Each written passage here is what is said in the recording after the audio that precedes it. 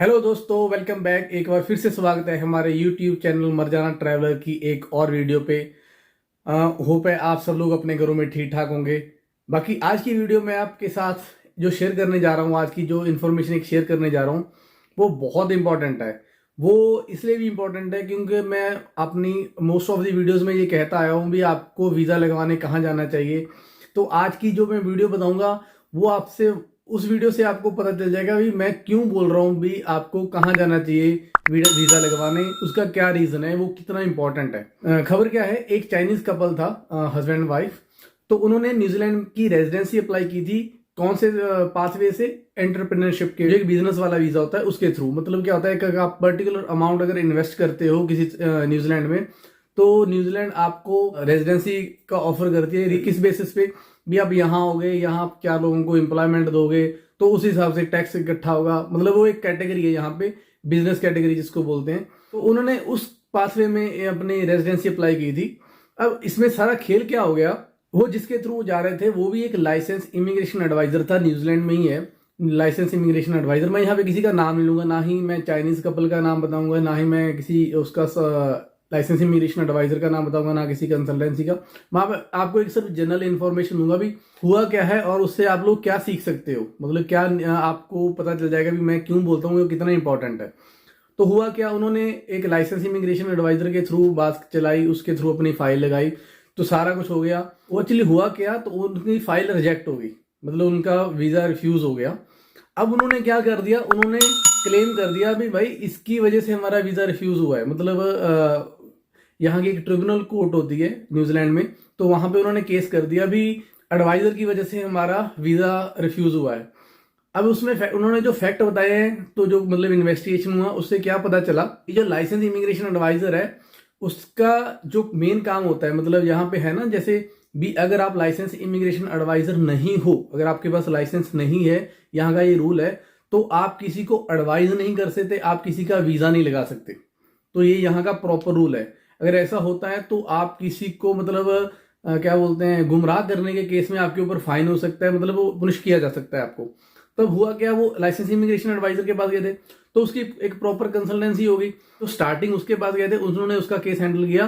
पर उसके बाद जो उनका अनलाइसेंस स्टाफ था, जो होता है, जो जो नॉर्मल स्टाफ रखा होता है, जो हर कंसल्टेंसी में होता है, मेन बंदे के पास लाइसेंस होता है ना, तो बाकी स्टाफ हैंडल करता है। आप लोगों ने देखा होगा इंडिया में कंसल्टेंसीज खुली होती हैं, मेन बंदा एक होता है पर उसके नीचे 10 लोग काम करने वाले होते हैं, कनाडा वाला अलग बोला, तो सबके पास लाइसेंस नहीं होता। वही चीज इस केस में हुई।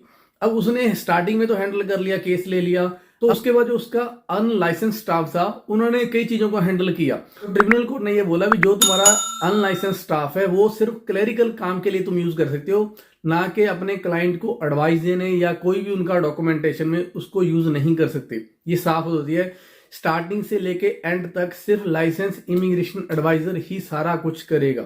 ये साफ साफ होता है। इस केस में उन्होंने अपने जो अनलाइसेंस स्टाफ था उससे काम करवाया।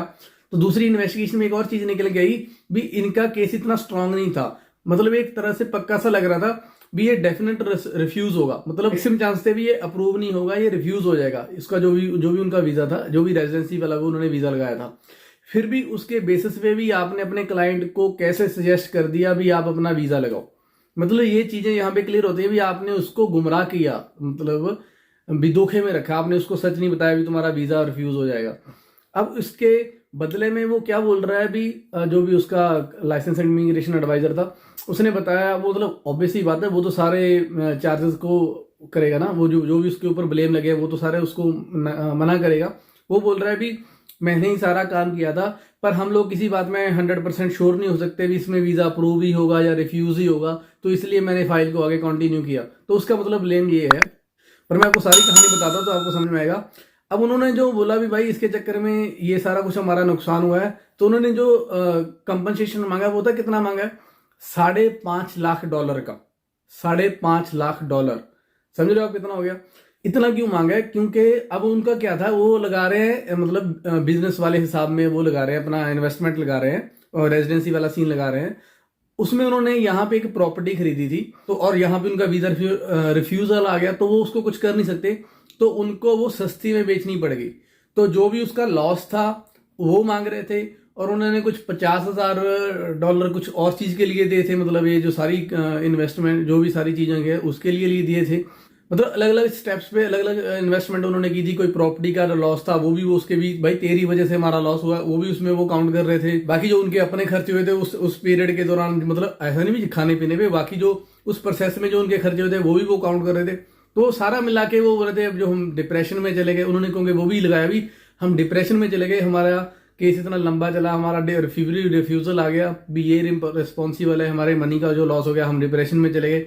तो सारा कुछ करके तो उन्होंने $5.5 लाख का कंपनसेशन मांगा। हालांकि बाद में जो ट्रिब्यूनल कोर्ट है उसने सिर्फ $38,000 का कंपनसेशन अप्रूव किया है, बाकी सारा उन्होंने मना कर दिया क्योंकि कोई उनको एक जेन्युइन वो नहीं लगा। फिर भी उन्होंने $38,000 का अप्रूवल दे दिया भी भाई लाइसेंस इमिग्रेशन एडवाइजर इनको कंपनसेशन देगा। वो अलग बात है भी अगर licence immigration adviser high court में जाना चाहे या दोबारा जो भी इनका केस सिस्टम होता है उसका जुडिशली का, तो वो अलग सिस्टम है। पर अभी फिलहाल की जो फर्स्ट उसमें जो डिसीजन आया उसमें यह है भी जो लाइसेंस इमिग्रेशन एडवाइजर है वो उस कपल को $38,000 एज ए कंपनसेशन देगा। तो बस इस सारे केस में मैं सिर्फ जो चीज बताना चाहता हूँ ये है भी इसमें ये चीज क्लियर कर दूं भी यहाँ पे ये न्यूजीलैंड में था, उन्होंने साफ मेंशन किया भी अगर ये कहीं और पे होता तो हम शायद इतना हार्ड डिसीजन नहीं ले पाते थे हम लोग, क्योंकि इन्वेस्टिगेशन का सीन रहता है सारा। तो इस न्यूज से आपको इतना समझ में आ गया होगा भी ये चीजें वो कितनी सीरियसली लेते हैं जो भी आपके लाइसेंस इमिग्रेशन एडवाइजर हैं भी। अगर आपके केस में उनको लग रहा है भी यार इसका वीजा नहीं आ रहा या तो आपको वो मतलब झूठे में नहीं रखेंगे, क्योंकि उनको भी इस ऊपर डर होता है भी हमारी इन्वेस्टिगेशन हो जाएगी भी इसको हमने झूठ बोला या इसको गुमराह किया। तो जो भी साफ साफ चीजें बनती होती है वो आपको सीधा बता देते हैं भाई तेरे केस में ये चीज है, ये चीज की प्रॉब्लम आई है या ये चीज की कमी है, इसकी वजह से हमें दिक्कत आएगी, तो हम ये फाइल नहीं कंटिन्यू कर सकते।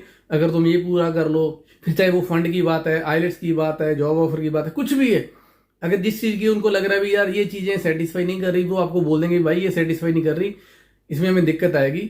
तो बस या तो फिर आपसे वो एक लेटर लगवाएंगे, मतलब आपका एनओसी लगवाएंगे भाई मुझे मेरे एडवाइजर ने बता दिया भी ये चीज़ की दिक्कत है, फिर भी मैं कंटिन्यू करना चाहता हूँ, फिर भी मैं चाहता हूँ मैं एक बार ट्राई करना चाहता हूँ, फिर जो भी डिसीजन आएगा मैं उसके लिए रिस्पॉन्सिबल हूँ। मतलब वो एक आपसे एनओसी ले सकते हैं, पर वो आपको क्लियर करेंगे भी ये दिक्कत है, इसकी वजह से आपके वीजा आने के चांसेस इतने % कम हो जाते हैं, तो वो आपको क्लियर करेंगे क्योंकि उनके ऊपर एक अथॉरिटी बैठी है जो आपको जो पूरा नज़र में रखती है। तो इसलिए मैं हमेशा आपको सजेस्ट करता हूँ भी जब भी जाओ एक लाइसेंस इमिग्रेशन एडवाइजर के पास जाओ, अगर कुछ भी नहीं करना कम से कम अपनी प्रोफाइल दिखा के आप एक सजेशन ले सकते हो भी मेरी प्रोफाइल कहाँ लाई करती है, मुझे वीज़ा मिलने के चांसेस कितने हैं, तो किस हिसाब से मुझे चलना चाहिए, क्या क्या डॉक्यूमेंट को मुझे और कम वर्क करना चाहिए, तो आप एक उनसे सजेशन ले सकते हो। फ्रॉड बहुत चल रहा है, आप लोगों ने देखा होगा कितने कितने लाख लोग ले रहे हैं और उसके बाद कोई पता ठिकाना ही नहीं है, मतलब कोई फोन नहीं उठाता, कोई आपका मैसेज का रिप्लाई नहीं करता, कोई ईमेल का रिप्लाई नहीं करता। तो बेटर है भी आप इतनी मनी इन्वेस्ट करने से बेटर थोड़ा सा अमाउंट इन्वेस्ट कर दो, किसमें वो भी ऐसा नहीं भी बहुत जाकर 5-10 हज़ार अगर आप देके किसी के प्रॉपर गाइडेंस से अपनी एक प्रोफाइल की एक ब्रीफिंग करवा लेते हो तो कम से कम आपको एक क्लियर कट आइडिया लग जाएगा भी भाई मेरी फाइल का बनेगा क्या, मेरे वीजा आने के चांसेस कितने हैं, और अगर कम है तो किस चीज को मुझे इंप्रूव करना पड़ेगा भी वो चांसेस और बढ़ जाएं।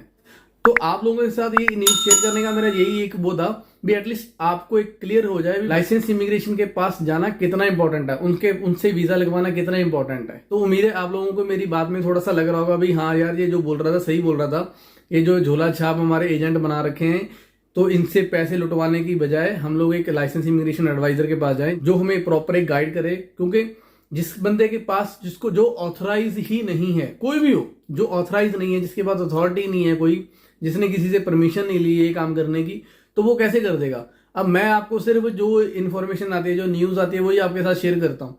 मैं खुद किसी का वीजा नहीं लगा सकता चाहे आपको कितना ही पता है, क्योंकि मैं उस चीज के लिए एक ऑथराइज नहीं हूँ। तो उस चीज को समझो, तो हमेशा लाइसेंस इमिग्रेशन एडवाइजर के पास ही जाओ और देखो इस चीज की कितनी वैल्यू है। ठीक है जी, तो बस ठीक है, बाकी आप लोग खुश रहो, हमारे चैनल को सब्सक्राइब करो, खुश रहो, प्यार बांटते रहो, तब तक के लिए रब रखा।